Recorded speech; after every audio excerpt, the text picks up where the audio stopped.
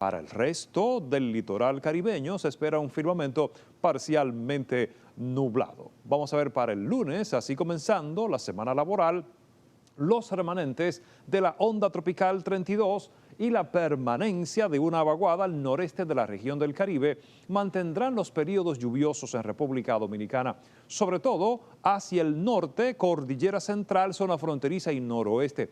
Veremos algunas lluvias hacia el sur, sureste y hacia el noreste al final de la tarde y durante la noche.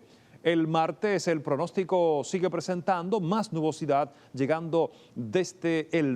Es por esto, por los vientos húmedos que podrían ocurrir también en el periodo vespertino, algunas precipitaciones dispersas, sobre todo concentradas las mayores lluvias hacia la cordillera central, zona fronteriza y hacia el noroeste.